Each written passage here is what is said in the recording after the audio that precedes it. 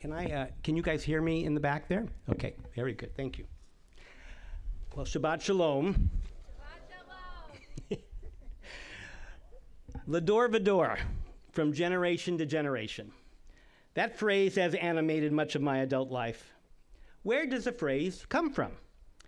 It really is everywhere in Jewish literature. It's in the Amidah, it's in the Birkat Hamazon, the blessing after meals, and part of our blessing to all B'nai Mitzvah. L'dor v'dor originally was in Isaiah, where it says, "They shall dwell there from generation to generation," but it has come to mean much more.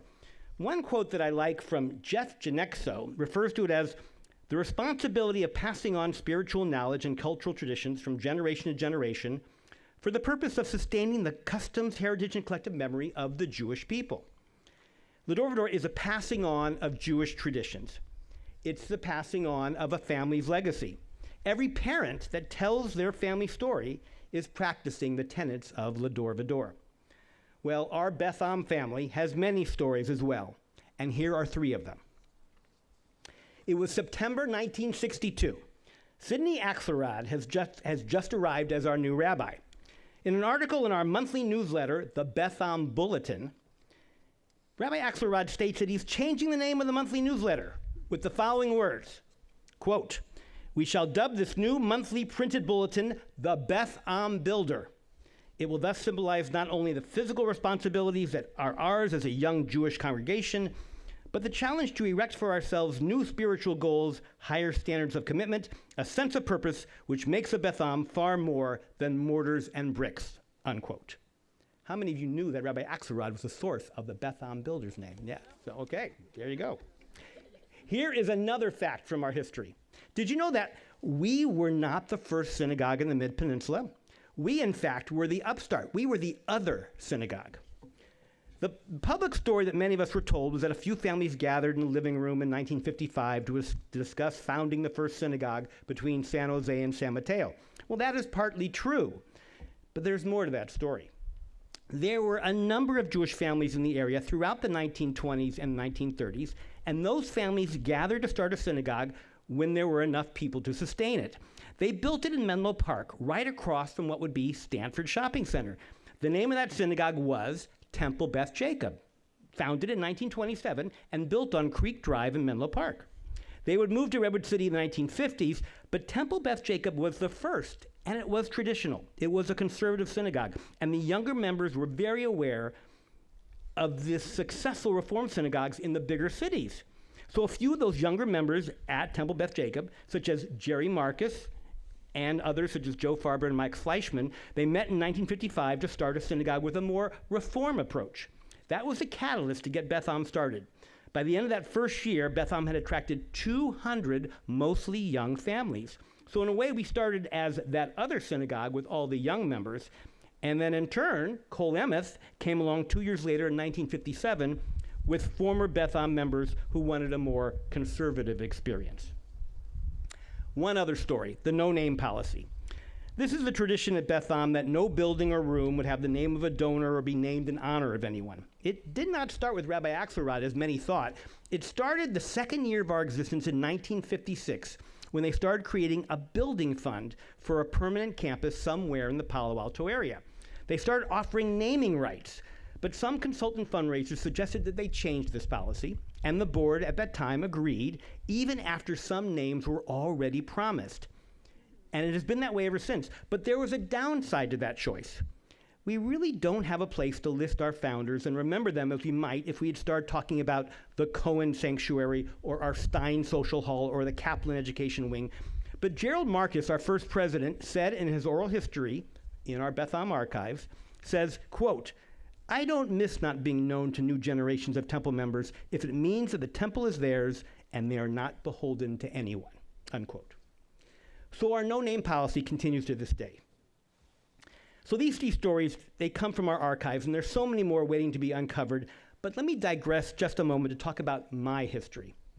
I've always had some interest in history. It started in my teen years with asking my parents about our family tree. I couldn't keep our relatives straight.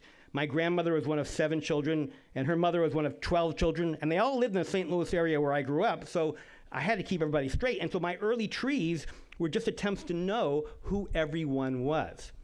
Later, after the TV series Roots came out in the 1970s, I did an oral history interview of my grandparents on cassette tape.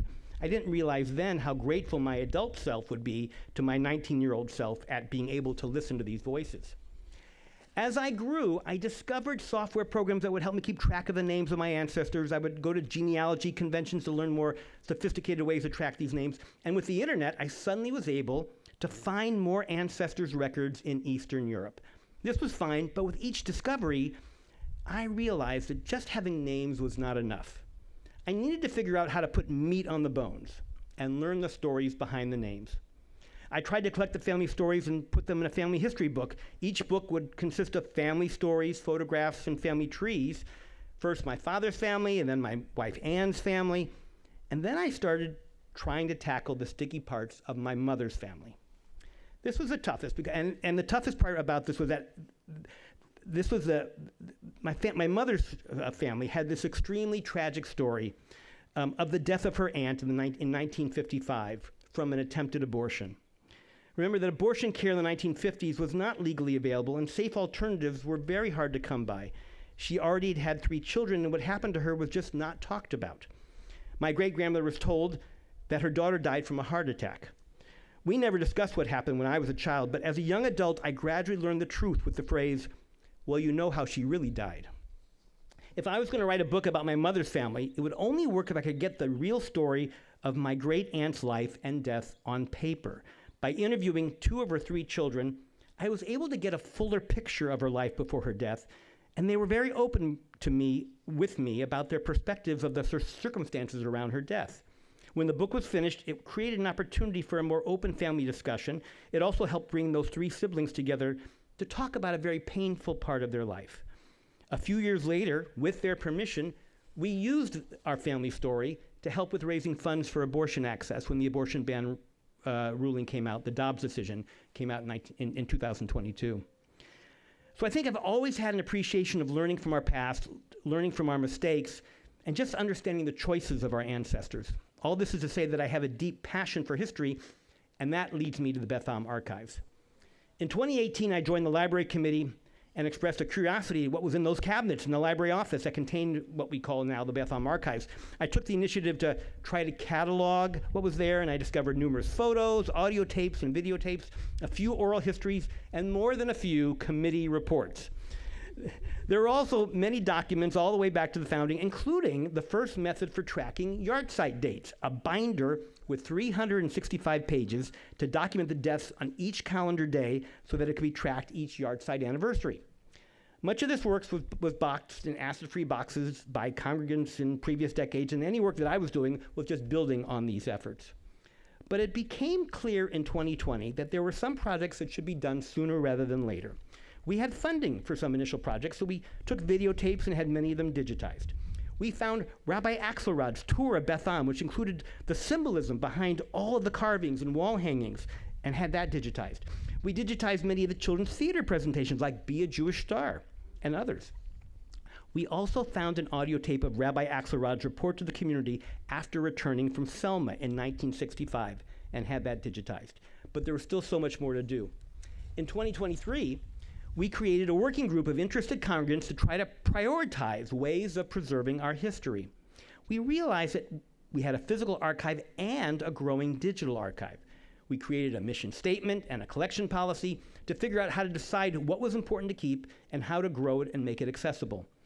In the last year, with the help of student interns from San Jose State, we created a database of every sermon delivered since the year 2000, with a goal of making the sermons accessible to members at some point in the future. We also received funding to digitize every Beth Am builder since 1956 and make that archive searchable. All of these projects are in various stages of completion, and our hope is to make them accessible to members and other researchers. If you would like to help us in this project and get a sneak look at what these databases may look like, give us your name and we can involve you in the many projects that need work. What projects do we need to think about going forward?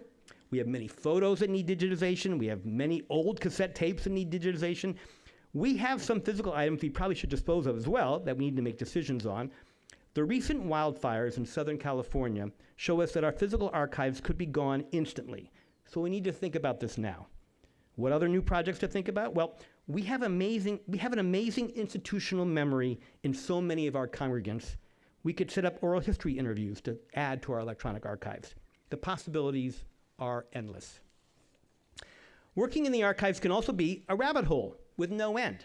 It can also be said that we should be living in the present and not constantly dwelling in the world of our past. But I think our archives hold valuable lessons that can even help us today. We had difficult votes on whether to extend a rabbi's contract in 1961 and 1962. We voted to not extend the rabbi's contract in 62 by one vote, which led to the very difficult departure of our first rabbi, Rabbi Mandel. We had a difficult vote that failed in 1997 to approve a new building plan. The failure of that vote resulted in a reevaluation and led to a successful vote a year later to fund and build the Beit Kehillah. There are many lessons in our past if we care to look.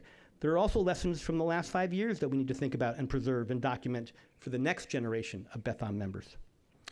In conclusion, let me thank a few people that have been helpful to our archive projects over the years, specifically Lauren Ford, Steve Lazarus, Sandy Hirsch, Ben Lloyd, Carol Cantor-Douglas, Mandy Eisner, Liz Weisman, Bria Silbert, and all the staff who are updating our archives with new videos and sermons each week.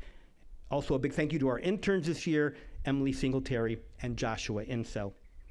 L'dor v'dor, from generation to generation, may Beth Am enjoy many years of growth and sustenance as we learn from the amazing leaders of our past, and may we continue to find more lessons in the years ahead as the wisdom of our past becomes even more revealed. Shabbat Shalom. Shabbat Shalom.